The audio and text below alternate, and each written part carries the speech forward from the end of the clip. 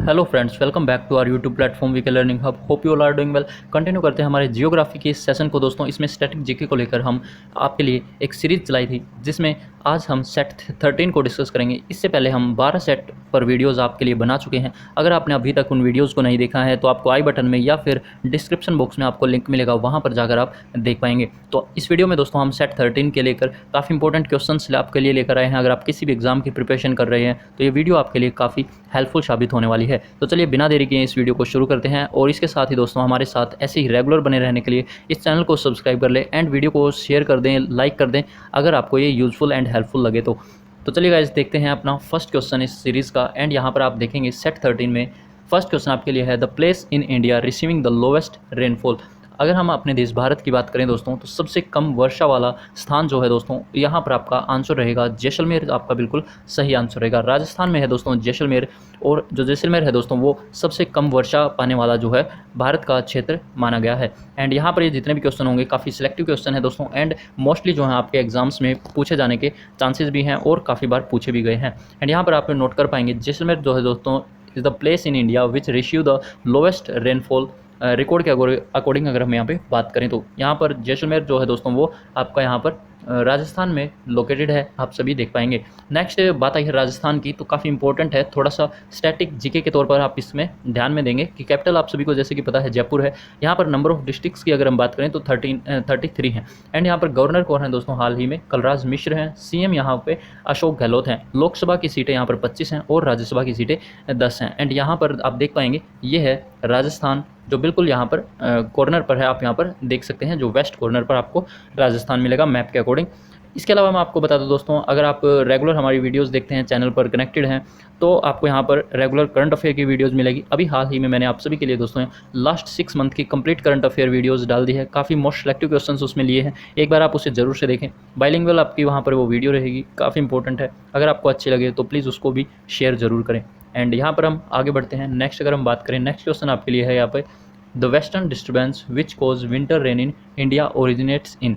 यहाँ पर जो पश्चिमी विक्षोभ के बारे में बताया गया है जिसके कारण भारत में शीत ऋतु में वर्षा होती है, वो दोस्तों किसके कारण होती है, किस रीजन में जो है यहाँ पर कारण बनता है। यहाँ पर हम सही आंसर की बात करेंगे तो आप यहाँ पर देख पाएंगे दोस्तों वेस्ट एशिया के कारण जो है चीज़ें बनती हैं। एंड यहाँ पर आप देखेंगे वेस्टर्न जो डिस्टर्बेंस होता है वो वेस्ट एशिया के कारण बनता है। एंड ऑप्शन नंबर सी आपका यहाँ पे बिल्कुल सही आंसर रहेगा। वेस्ट एशिया के कारण दोस्तों वेस्टर्न डिस्टर्बेंस होता है, जिसके कारण विंटर सीजन में हमें भारत में बारिश देखने को मिलती है। नेक्स्ट क्वेश्चन को डिस्कस कर लेते हैं। अगला क्वेश्चन है कि how do the western disturbance affect the crops in north India. तो वेस्टर्न डिस्टर्बेंस के कारण जो हमने ऊपर देखा दोस्तों, जो वेस्ट एशिया के कारण होता है। एंड यहाँ पर जो हमारे लिए बारिश लेके आते हैं विंटर सीजन में, वो हमारी क्रॉप्स के लिए कैसे इफेक्टिव हैं, मतलब वो हेल्पफुल हैं या फिर वो ख़राब। तो यहाँ पर आप देख पाएंगे ऑप्शन में कि फर्स्ट ऑप्शन जैसे कि दे रखा है, दे कोज हैवी डैमेज करते हैं स्टैंडिंग क्रॉप्स को, या फिर लोकस्ट करते हैं, डिस्ट्रॉय क्रॉप करते हैं। तो यहाँ पर आप देख पाएंगे वो हमारे लिए बेनिफिशियल रहते हैं। और यहाँ पर हमारा जो आंसर है वो ऑप्शन नंबर सी आप देखेंगे, they are beneficial to the crops by causing winter rains. तो विंटर रेन्स जो होती हैं वो हमारे क्रॉप्स के लिए काफ़ी हेल्पफुल रहती हैं। तो वेस्टर्न जो डिस्टर्बेंस के कारण बारिश होती है वो काफ़ी यूजफुल हमारे लिए सिद्ध होती है। इस तरह नेक्स्ट क्वेश्चन की ओर बढ़ते हैं। अगला क्वेश्चन में पूछा गया है the tropic of cancer does not pass through which of this Indian states. यहाँ पर आपको 4 ऑप्शन दिए गए हैं, इनमें से कौन से स्टेट में से अगर हम यहाँ पे बात करें ट्रॉपिक ऑफ कैंसर जो है वो पास नहीं करती है, ये आपको यहाँ पर बताना है। कर्क रेखा हम इसको हिंदी में भी बोलते हैं। एंड यहाँ पर अगर हम बात करें सही आंसर की तो ये होगा आपका उड़ीसा, बिल्कुल सही आंसर रहेगा। उड़ीसा से कर्क रेखा जो है वो पास नहीं करती है। अब एक बार ट्रॉपिक ऑफ कैंसर किस किस से पास करती है वो आप यहाँ पर नोट करेंगे, मैप के द्वारा आप इसे समझने की कोशिश करेंगे। ये है दोस्तों, यहाँ पर आप देखेंगे ट्रॉपिक ऑफ कैंसर जो पास करती है गुजरात से, मध्य प्रदेश से, झारखंड से, छत्तीसगढ़ से। तो इस तरह से ये जो लाइन है, डॉटेड लाइन आपको यहाँ पर शो कर रखी है, इन सभी से पास करती है। कितने जो है हमारे राज्यों से पास करती है वो आप यहाँ पर लिस्ट में देखेंगे। गुजरात हो गया, राजस्थान, मध्य प्रदेश, छत्तीसगढ़, झारखंड, वेस्ट बंगाल, त्रिपुरा और मिजोरम। ऑप्शन में जैसा कि हमने देखा उड़ीसा से वो है पास नहीं करती है। तो इन सभी को आपको याद रखना है, क्वेश्चन किसी भी तरह से पूछा जा सकता है। इसके साथ नेक्स्ट बढ़ते हैं। अगला क्वेश्चन अगर हम यहाँ पे देखें तो क्वेश्चन है the amount and intensity of monsoon rainfall is determined by the frequency of. यहाँ पर पूछा है कि मॉनसूनी वर्षा जो होती है दोस्तों की मात्रा और तीव्रता का निर्धारण किसकी बारंबारता से होता है? तो किसकी वजह से हम उसको जो है मेजर कर पाते हैं? तो यहाँ पर आप सभी को पता है ट्रॉपिकल डिप्रेशन होता है दोस्तों इसका सही आंसर। तो ऑप्शन नंबर आप डी यहाँ पर सही कर लेंगे। एंड काफ़ी इंपॉर्टेंट क्वेश्चन है, पूछा जाता है ये अक्सर। तो अमाउंट जो एंड इंटेंसिटी ऑफ जो मॉनसून रेनफॉल होती है उसकी हम जो डिटरमाइन करते हैं फ्रीक्वेंसी, वो ट्रॉपिकल डिप्रेशन से हम काउंट करते हैं। नेक्स्ट अगर हम बढ़ें, अगला क्वेश्चन आपके लिए यहाँ पे लिया गया है कि Rajasthan receives very little rain because, जैसा कि हमने देखा जैसलमेर जो है वो भारत में सबसे कम वर्षा प्राप्त करने वाला क्षेत्र है। इसी तरह से पूरा राजस्थान जो है आप सभी को पता है नॉर्मली रेगिस्तान बोला जाता है एंड वो काफ़ी कम रेनफॉल प्राप्त करता है। तो राजस्थान में जो है वो बहुत कम वर्षा होती है। उसके पीछे का जो मेन कारण है दोस्तों, क्योंकि जो अरावलीज की पर्वता श्रृंखला है दोस्तों वो, और जो हवाएं चलती हैं वहाँ पर वो बिल्कुल पैरेलल में है। इसके कारण जो हवाएं हैं जो बारिश लेके आती हैं वो उनसे टकरा नहीं पाती हैं और राजस्थान को पास कर जाती हैं बिना बारिश के। तो यहाँ पर आपका क्या आंसर सही होना चाहिए? ऑप्शन नंबर आप डी कवर करेंगे, जो आपका बिल्कुल यहाँ पर सही आंसर रहेगा।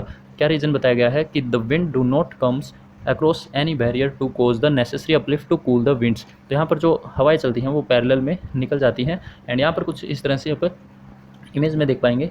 राजस्थान में दोस्तों ऐसे बिल्कुल सिंपल स्ट्रेट जो है आपकी हवाएं निकल जाती हैं, उनको कोई डिस्टर्बेंस नहीं मिलता है, जिसके कारण वहाँ पर वर्षा नहीं हो पाती है।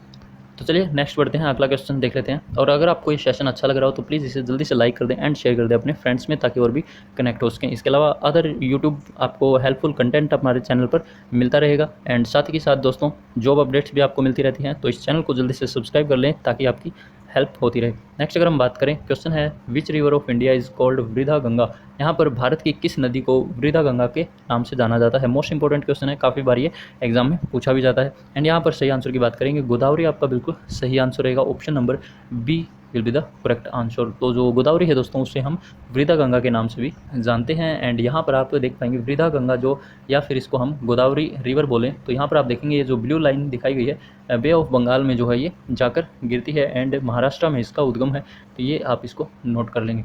नेक्स्ट अगर हम बात करें, अगला क्वेश्चन आपके लिए यहाँ पर है कि which of the weathering agents is almost peculiar to the Indian Himalayas. तो यहाँ पर आपको बताना है कि कौन सा अपक्षय एजेंट भारतीय हिमालय के लिए लगभग विशिष्ट है। कौन सा जो हमारे हिमालयज हैं दोस्तों वो किसके लिए फेमस हैं? तो आप सभी को पता है हिमालयज पे एक ग्लेशियर है। एंड ऑप्शन नंबर आपका बी यहाँ पे सिंपली सही आंसर हो जाएगा, ज़्यादा सोचने की जरूरत नहीं है। तो ग्लेशियर आपका यहाँ पर बिल्कुल सही आंसर होगा। तो glacier weathering agents is almost peculiar to the Indian Himalayas. And कुछ इस तरह से आपको ग्लेशियर देखने को मिलते हैं। नेक्स्ट अगर हम बात करें, अगला क्वेश्चन आपके लिए लिया गया है कि which latitude pass through the middle of India. तो क्वेश्चन आपने जैसा कि देखा, अभी हमने जैसे ऊपर भी एक ट्रॉपिक ऑफ कैंसर से रिलेटेड क्वेश्चन देखा था, तो यहाँ पर आपका जो आंसर सही होगा वो ट्रॉपिक ऑफ कैंसर ही होगा। क्वेश्चन किसी भी तरह से एग्जामिनर बना सकता है, तो आपको अच्छे से डिटेल में पढ़ना होगा। तो जैसे आप यहाँ पर देख सकते हैं, पूछा गया है कि कौन सा अक्षांश भारत के मध्य से होकर गुजरता है, तो भी आपका आंसर ट्रॉपिक ऑफ कैंसर रहेगा। और ट्रॉपिक ऑफ कैंसर कितने स्टेट से गुजरती है? तो 8 स्टेट से गुजरती है, जैसे कि हमने ऊपर देखा है। आप उन सभी के नाम भी देखे हैं, तो उन सभी को भी आपने याद रखना है। और कौन से नहीं गुजरती है वो आपको ऑप्शन में मिल जाएंगे अगर उस तरह से भी क्वेश्चन बनता है। तो यहाँ पर आपका आंसर ऑप्शन नंबर डी बिल्कुल सही होगा। आगे नेक्स्ट यहाँ पर आप देख पाएंगे कुछ इस तरह से उस इमेज में भी दिया गया था। तो इन जो है आपको 8 हमारी स्टेट्स हैं जिनसे ट्रॉपिक ऑफ कैंसर गुजरती है। नेक्स्ट क्वेश्चन यहाँ पर लिया गया है कि which foreign country is closest to Andaman island. अगर हम अपने अंडमान आइलैंड द्वीप समूह की बात करें तो कौन सी जो है कंट्री या कौन सा देश जो है वो सबसे करीब उसके लगता है? यहाँ पर आपका सही आंसर रहेगा Myanmar will be the correct answer. Option number C जो है बिल्कुल आपका यहाँ पर सही आंसर रहेगा। कैसे आप बाकियों को देख सकते हैं यहाँ पर इमेज के माध्यम से, तो म्यांमार जो है दोस्तों वो कुछ यहाँ पर है। ये हमारे इंडिया की जो है बाउंड्री लाइन है यहाँ पर, एंड ये है अंडमान निकोबार। तो ये जो है म्यांमार सबसे पास में रहता है। तो इसलिए भूगोल में अगर आपको अच्छे से पढ़ना है तो सबसे इंपॉर्टेंट है आपको मैप्स की जानकारी होना। मैप के माध्यम से पढ़ेंगे तो आपको ज़्यादा अच्छे से जियोग्राफी कवर रहेगी एंड याद भी लंबे समय तक रहेगी। नेक्स्ट अगर हम बात करें, क्वेश्चन है आपके लिए कि which of the following is a trans Himalaya river. Trans Himalaya का मतलब होता है कि हिमालय के उस पार। तो यहाँ पर पूछा है कि कौन सी निम्न में से एक ट्रांस हिमालय नदी है? तो यहाँ पर आपका जो सही आंसर होना चाहिए वो होगा इंडस नदी, सिंधु नदी दोस्तों। ऑप्शन नंबर सी आपका बिल्कुल यहाँ पर सही आंसर होगा। इंडस नदी जो है दोस्तों वो एक ट्रांस हिमालय नदी में काउंट होती है, जबकि गंगा, यमुना और रावी जो नदी हैं वो हमारे इस तरफ हिमालय के जो है साउथ में पड़ेंगे। तो नेक्स्ट अगर हम यहाँ पे इंपॉर्टेंट पॉइंट के तौर पर देखें तो आप नोट करेंगे ट्रांस हिमालय रिवर्स में कौन कौन सी आती हैं। तो this river originate beyond the Himalayas, उनको हम बोलते हैं ट्रांस हिमालयज रिवर। और इसमें कौन कौन सी काउंट आती हैं? तो इंडस, सतलुज और ब्रह्मपुत्र रिवर जो हैं ये ट्रांस हिमालयज में काउंट होती हैं। इन सभी को आपको ध्यान में रखना होगा, इंपॉर्टेंट है। अगले क्वेश्चन में आपको यहाँ पे पूछा गया है कि which of the following soil is formed under typical monsoonal condition. तो यहाँ पर दोस्तों कौन सी मिट्टी जो है निम्न में से विशिष्ट मॉनसूनी परिस्थितियों में बनती है, कौन सी बनती है? तो विशिष्ट मॉनसूनी परिस्थितियों में जो मिट्टी बनती है दोस्तों, वो मिट्टी है आपकी यहाँ पर laterite soil. Option number C जो है बिल्कुल आपको यहाँ पे करेक्टली मैच करेगा, इंपॉर्टेंट है, ध्यान में रखेंगे। एंड यहाँ पर लेटराइट सॉइल के बारे में अगर थोड़ा सा आप नोट करें तो ध्यान में देंगे कि जो लेटराइट सॉइल है दोस्तों इस बोथ है सॉइल एंड इसकी रॉक्स भी फॉर्म में ये पाई जाती है। एंड यहाँ पर ये रिच होती है आयरन एंड एल्यूमिनियम, काफ़ी इंपॉर्टेंट है। एंड कुछ इस तरह से ये दिखती है, लाल से रंग की इसमें मिट्टी की जो है वो कलर में रहती है।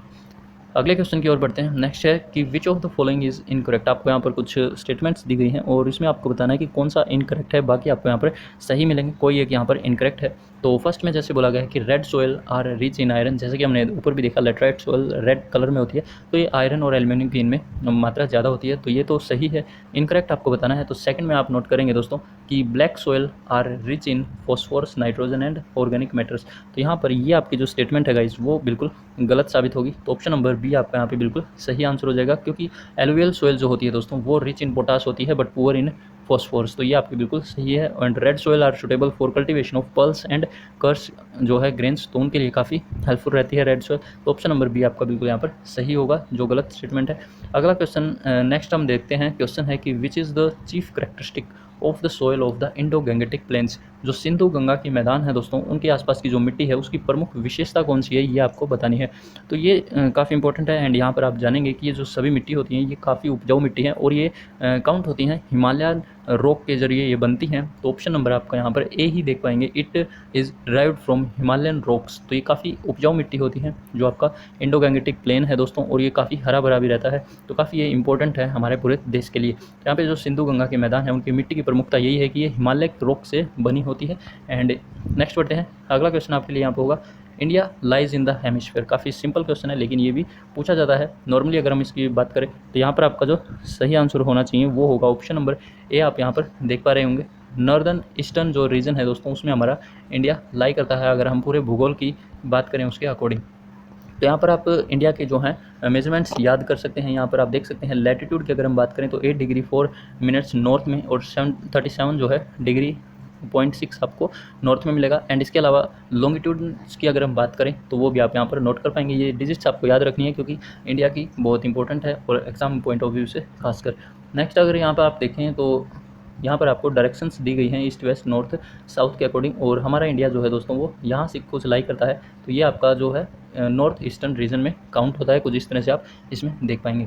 नेक्स्ट अगर हम बात करें, अगला क्वेश्चन आपके लिए यहाँ पर दिया गया है, the Indo Gangetic plains of India are fertile. जैसा कि हमने ऊपर देखा इंडो गैंगेटिक प्लेन जो है हिमालयन रॉक से बनते हैं एंड यहाँ पर जो है काफ़ी फर्टाइल होते हैं। तो भारत के जो गंगा के मैदान है दोस्तों वो किसके कारण उपजाऊ हैं, क्या होता है ऐसा? तो यहाँ पर आपका जो सही आंसर होगा वो होगा कि एलुवियल सोयल वहाँ पर काफ़ी हमें पाई जाती है। अब यहाँ पर बात आई है कि क्यों, तो alluvial soil brought by the reverse from the mountains. तो माउंटेन से रिवर्स के जरिए एलुवियल सोयल जो है वहाँ पर जमा हो जाती है। तो ऑप्शन नंबर बी आपका यहाँ पे सही आंसर होगा, इसलिए वो काफ़ी उपजाऊ पाए जाते हैं। तो इंडो गैंगेटिक प्लेन्स आप कुछ इस तरह से देखेंगे, ये जो पूरी बेल्ट है दोस्तों ये पूरी बेल्ट जो है वो इंडो गैंगेटिक प्लेन्स बोली जाती है। एंड ये काफ़ी हरी भरी रहती है एंड काफ़ी इंपॉर्टेंट है, यहाँ पर काफ़ी वनस्पतियाँ रहती हैं, तो इस चीज़ को आप ध्यान में देंगे। नेक्स्ट बढ़ते हैं, अगला क्वेश्चन देखें। तो नेक्स्ट क्वेश्चन में क्या पूछा है कि खादर सोयल आर फाउंड। खादर जो मिट्टी है दोस्तों पाई जाती है डैश में, कहाँ पर? तो यहाँ पर आपका जो सही आंसर रहेगा वो होगा ऑप्शन नंबर बी, इन फ्लड प्लेन्स। जहाँ बाढ़ वाले एरियाज़ में जो है खादर जो मिट्टी है वो नॉर्मली हमें पाई जाती है। तो इन फ्लड प्लेन्स आपका यहाँ पे बिल्कुल सही आंसर रहेगा, ऑप्शन नंबर बी आप यहाँ पे टिक करेंगे। नोट करने के लिए क्या है वो आप यहाँ पर देखेंगे, खादर सोयल दोस्तों are found in flood plains in India. Khadar soil is found along the Indo Gangetic Brahmaputra plain. जो आपके फ्लडेड एरियाज़ हैं इंडो गैंगेटिक प्लेन जैसे कि हमने देखा वो काफ़ी उपजाऊ हैं, तो वहीं पर आपको खादर मिट्टी, जैसे बांगर खादर आपने सुना होगा, तो खादर मिट्टी पाई जाती है, ध्यान में रखेंगे। नेक्स्ट हम बढ़ते हैं, अगला क्वेश्चन आपके लिए यहाँ पर लिया गया है 18 का क्वेश्चन है, रिजर्व्ड फॉरेस्ट आर फॉरेस्ट। तो काफ़ी सिंपल है, जो आरक्षित वन होते हैं वो मतलब एज ए आपको डेफिनेशन के तौर पर बताना है आरक्षित वन वो कैसे होते हैं, क्या होते हैं। तो यहाँ पर अगर हम बात करेंगे तो आप ऑप्शन नंबर बी को एक बार रीड करके देखेंगे कि रिजर्व्ड फॉरेस्ट होते हैं reserved for commercial exploitation and prohibited for grazing. तो उनमें चराई जो है, जो चराते हैं, चरागाह होते हैं, उनके लिए प्रोहिबिटेड होते हैं, मनाही होती है, और कॉमर्शियल एक्सप्लॉयटेशन के लिए यहाँ पर रिजर्व होते हैं। तो ऑप्शन नंबर बी आपका बिल्कुल यहाँ पर सही आंसर रहेगा। गवर्नमेंट के द्वारा ये रिजर्व कर लिए जाते हैं। जिन भी फॉरेस्ट्स में उसको कमी लगती है या जिन भी फॉरेस्ट्स को उनको बढ़ाना होता है, उसके ऊपर जो काम करना होता है, तो उस चीज़ को देखते हुए, जैसे कि आप सभी को पता है, फॉरेस्ट की जो मिनिमम आपको परसेंटेज होनी चाहिए वो 33% आपके फॉरेस्ट होने ही चाहिए। तो इस चीज़ को आप जरूर से ध्यान में रखेंगे, ये अक्सर एग्जाम में पूछी जाती है। क्वेश्चन के तौर पर भी हम इसको देख लेंगे। नेक्स्ट क्वेश्चन आपके लिए यहाँ पे लिया गया है कि black soil are ideal for cultivation of cotton as. जो आपकी कपास की खेती के लिए दोस्तों काली मिट्टी आदर्श होती है, काफ़ी अच्छी मानी जाती है। क्यों मानी जाती है? क्योंकि आपके दोस्तों जो काली मिट्टी होती है उसमें मॉइस्चर को रिटेन करने की मात्रा सबसे ज़्यादा होती है। तो यहाँ पर आपका ऑप्शन नंबर बी जो है बिल्कुल सही आंसर होगा। They can retain moisture, and यहाँ पर ब्लैक सॉइल काफ़ी इंपॉर्टेंट है, इसलिए यहाँ पर आप नोट भी करेंगे। जो ब्लैक सॉइल होती है वो रिच इन कैल्शियम कार्बोनेट होती है, साथ ही मैग्नीशियम भी काफ़ी ज़्यादा होता है, एंड पोटाश।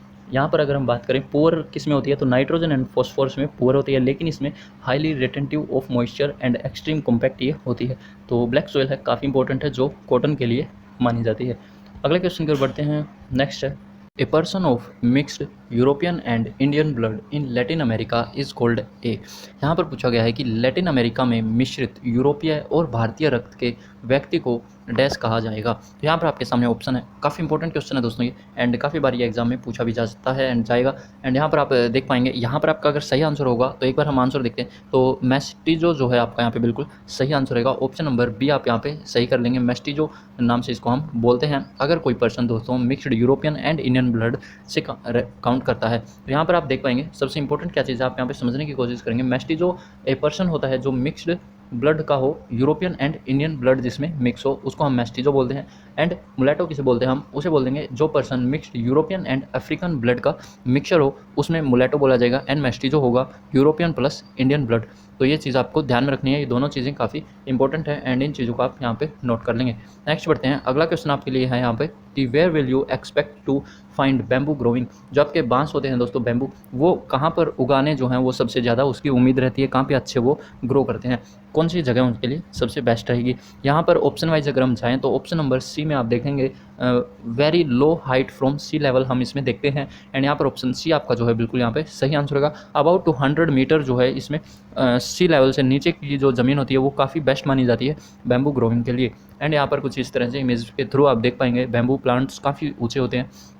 नेक्स्ट बढ़ें। अगला क्वेश्चन आपके लिए यहाँ पे होगा कि the state having largest area under wasteland. अगर हम बात करें बंजर भूमि के तौर पर, तो सबसे बड़ा जो क्षेत्रफल है वो किस राज्य में है। तो जैसे कि हमने देखा राजस्थान में सबसे कम बारिश होती है, तो आप यहाँ पर जो आंसर जाएगा ऑप्शन नंबर ए में आप देख पाएंगे। राजस्थान का काफ़ी एरिया जो है वो एज ए बंजर काउंट होता है, क्योंकि वहाँ पर रेगिस्तान के रूप में ही है। तो राजस्थान आपका यहाँ पे सही आंसर होगा। नेक्स्ट बढ़ते हैं। अगला क्वेश्चन यहाँ पे क्या लिया गया है कि the minimum forest at cover necessary to maintain ecological balance को बनाने के लिए आपको यहाँ पर सबसे न्यूनतम अगर हम बात करें तो कितने फॉरेस्ट की आपकी परसेंटेज रहनी चाहिए। जैसे कि हमने आपको ऊपर भी बताया था, तो ऑप्शन नंबर आपका क्या सही आंसर होगा, जल्दी से इसे आंसर करने की कोशिश करेंगे। ऑप्शन नंबर सी में आप देखेंगे 33% of the total land area जो है आपका फॉरेस्ट एरिया होना ही चाहिए, अगर एक इकोलॉजिकल बैलेंस की हम बात करें उसके अकॉर्डिंग। तो यहाँ पर ऑप्शन सी आपका बिल्कुल सही आंसर रह जाएगा। नेक्स्ट हम बढ़ते हैं। अगला क्वेश्चन क्या लिया गया है कि which of the following is not a part of the great plain. Great plain कौन से हैं वो देखेंगे। यहाँ पर जो विशाल मैदान का भाग नहीं है वो यहाँ पर आपसे पूछा गया है। यहाँ पर अगर हम सही आंसर की बात करेंगे तो ऑप्शन नंबर डी में आप जाएंगे दोस्तों। केरला कोस्टल जो प्लेन है दोस्तों वो ग्रेट प्लेन्स में काउंट नहीं होते हैं। ऑप्शन डी आपका यहाँ पे सही होगा। Indo Gangetic divide, Ganga delta, Assam valley, ये सभी आपका ग्रेट प्लेन्स में डिवाइड होता है। कौन से हैं दोस्तों ग्रेट प्लेन्स में काउंट होने वाले, जैसे कि हमने देखा तो ये सभी एरिया जो है ये कवर्ड एरिया है, ये आपका जो है ग्रेट प्लेन में काउंट होगा। तो जैसे कि हमने ऑप्शन में देखा केरला कोस्टल प्लेन बिल्कुल डाउन में साउथ में आएगा, तो वो हमारे यहाँ पर ग्रेट प्लेन्स में काउंट नहीं आएगा, ध्यान में रखेंगे। नेक्स्ट हम देखते हैं। अगला क्वेश्चन आपके लिए है कडप्पा पर्वतमाला किसके बीच लाई करती है। तो यहाँ पर जो कडप्पा पर्वतमाला है दोस्तों वो किस किस के बीच लाई करेगी। ऑप्शन में अगर हम देखें आंसर यहाँ पे ऑप्शन नंबर ए सही आंसर होगा। गोदावरी एंड पापीकोंडा रेंज के बीच में आपको कडप्पा पर्वतमाला मिलेगी। ऑप्शन नंबर ए आपका बिल्कुल यहाँ पर सही आंसर रहेगा। काफ़ी इंपॉर्टेंट है ये भी। एंड यहाँ पर आप देख सकते हैं कडप्पा वेशन जो है कुछ इस तरह से इमेज के थ्रू। नेक्स्ट अगर हम बात करें, अगला क्वेश्चन आपके लिए है 26 in our country the tropic of cancer passes through the. अगर हम बात करें, जैसे कि क्वेश्चन एक बार फिर से बदला गया है, क्वेश्चन की हमेशा लैंग्वेज बदलती है दोस्तों, क्वेश्चन लगभग वही रहते हैं। अगर आप अच्छे से एक बार अच्छे से पढ़ लेते हैं, अपनी तैयारी कर लेते हैं तो नेक्स्ट उसके बाद आपकी जो है प्रैक्टिस ही मैटर करती है कि आप क्वेश्चंस को कितनी तरह से जो है उनको प्रैक्टिस सेट लगाते हैं। यहाँ पर अगर हम सही आंसर की बात करेंगे तो हमारे देश में जो कर्क रेखा है वो डैश से होकर गुजरती है। इमेज में हमने जैसा कि इमेज के थ्रू भी देख पाएंगे, ऊपर भी हमने देखा, तो हमारे सेंटर पार्ट से निकलती है। तो ऑप्शन नंबर आपका यहाँ पे ए बिल्कुल सिंपली सही आंसर हो जाएगा। एंड जल्दी से इसका आंसर करेंगे, सेंट्रल पार्ट आपका यहाँ पर बिल्कुल सही आंसर रह जाएगा, बाकी आप इमेज के थ्रू देख पाएंगे। अगला क्वेश्चन आपके लिए यहाँ पे है, क्या पूछा है, the tribal population in Andaman and Nicobar island belongs to the, तो अंडमान और निकोबार द्वीप समूह की अगर हम बात करें तो जो जनजातीय आबादी है वो उसको हम क्या बोलते हैं, किससे संबंधित है, कुछ इस तरह से इमेज में आप देख पाएंगे अच्छे से। एंड यहाँ पर अगर हम सही आंसर की ओर जाएंगे तो ऑप्शन नंबर डी आपका बिल्कुल सही आंसर रहेगा, निग्रोइड्स इनको बोलते हैं। ऑप्शन नंबर डी आपका बिल्कुल यहाँ पर सही आंसर रहेगा, इंपॉर्टेंट है, ध्यान में रखेंगे। अंडमान एंड निकोबार द्वीप समूह की जनजातीय आबादी को निग्रोइड्स बोला जाता है। अगला क्वेश्चन अगर हम देखें, क्वेश्चन है the bridge of sand and rock in the Palk strait between India and Sri Lanka. आप सभी को पता है इंडिया और श्रीलंका को जोड़ने के लिए एक पाक स्ट्रेट काउंट होती है, और उसको हम पाक जलडमरू मंडल भी हम इसको बोलते हैं। भारत और श्रीलंका के बीच जो पाक जलडमरू मध्य है उसमें रेत और चट्टान से एक पुल सा बनाया गया है, तो उसका क्या नाम है, इसके अलावा वो आपको यहाँ पर बताना है, काफ़ी इंपॉर्टेंट है ये भी। एंड यहाँ पर अगर हम सही आंसर की बात करेंगे, ऑप्शन सी आप नोट करेंगे, एडम्स ब्रिज इसको नाम से भी जाना जाता है, कुछ इस तरह से है, इमेज में आप देख पाएंगे, नोट करेंगे, ध्यान में देंगे कि एडम्स ब्रिज, जिसे हम राम ब्रिज, राम सेतु भी बोलते हैं, ये जो है दोस्तों south eastern coast of Tamil Nadu में है and north west coast of Sri Lanka को जोड़ता है, तो ये भी आपको ध्यान में रखना है। एंड एडम्स ब्रिज के नाम से भी ये फेमस है। नेक्स्ट अगर हम बढ़े, अगला क्वेश्चन है यहाँ पर 29, लिटरल फॉरेस्ट अकर्स, तटीय वन पाए जाते हैं। अगर हम इस क्वेश्चन का आंसर देखेंगे दोस्तों तो हिंदी में अगर क्वेश्चन पढ़ते हैं तो काफ़ी आसान आपको मिलेगा, एंड यहाँ पर आप इजीली आंसर कर पाएंगे। जैसे तटीय वन, तो तटीय वन कौन से होते हैं, जो समुद्र के किनारे पाए जाते हैं। लिटरल फॉरेस्ट अकर्स, जहाँ पर आपको समुद्र के किनारे पाने वाले जो फॉरेस्ट होते हैं उनको बोलते हैं। यहाँ पर आपका जो सिंपली आंसर होगा दोस्तों वो कौन सा होगा, ऑप्शन नंबर बी में आप देख पाएंगे, along the sea coast and tidal creeks. तो ऑप्शन नंबर बी आपका बिल्कुल यहाँ पर सही आंसर होगा, ध्यान में रखेंगे, कुछ इस तरह से ये बने होते हैं, ध्यान में दिए होंगे। नेक्स्ट अगर हम बढ़े, अगला क्वेश्चन आपके लिए यहाँ पर है कि dash is not situated on the bank of Ganga. In options में से आपको बताना है कि कौन सा शहर, कौन सी सिटी जो है दोस्तों वो गंगा के तट पर स्थित नहीं है। कुछ इस तरह से भी आपको क्वेश्चंस देखने को मिल सकते हैं, इंपॉर्टेंट है। एंड यहाँ पर सही आंसर की बात करेंगे तो आप सभी को पता है आगरा जो है दोस्तों वो यमुना के किनारे है। ऑप्शन नंबर ए आपका बिल्कुल यहाँ पर सही आंसर होगा, आगरा जो है वो गंगा के किनारे नहीं है। कानपुर, इलाहाबाद, वाराणसी जो है वो गंगा नदी के तट पर काउंट होते हैं। कुछ इस तरह से गंगा का आप पाथ देख सकते हैं, कहाँ से शुरू होती है एंड एंड करती है। नेक्स्ट यहाँ पर गंगा के लिए नोट करेंगे, गंगा की जो लेंथ है दोस्तों 2500, लगभग 25 किलोमीटर है, 2510 भी कुछ काउंट होता है, तो कुछ इस तरह से इसकी जो लेंथ है। एंड ये राइज करती है दोस्तों कहाँ पर, हिमालय से और उत्तराखंड में।